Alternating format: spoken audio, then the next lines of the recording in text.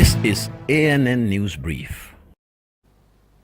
Good morning, I'm Lucy Adeyemi. At least 8 civilians have been killed in twin attacks in eastern Burkina Faso, where jihadists have been gaining ground in recent months.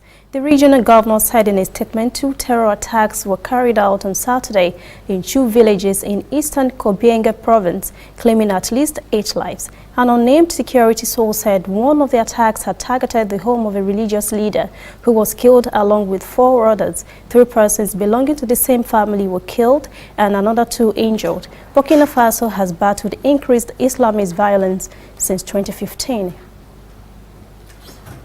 The United Nations has condemned a direct attack on its peacekeeping mission in South Sudan after a government soldier shot and wounded a Nepalese peacekeeper.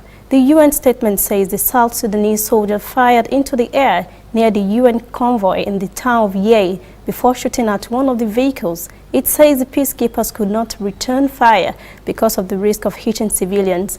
The shooting on Saturday comes 3 days after South Sudan's warring tides signed a peace deal to end the civil war.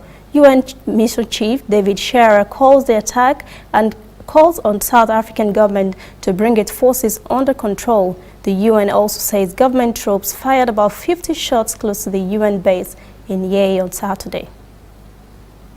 Stay with us, we'll be back after this message.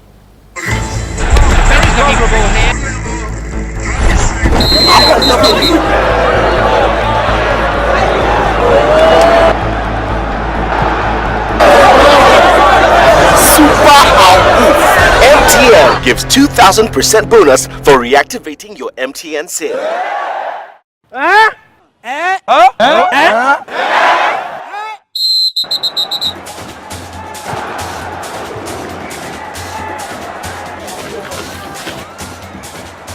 That's right! If you haven't used your MTN SIM for 45 days or more, recharge now and get 2,000% bonus. That's right, 2,000% bonus for your first recharge of every month.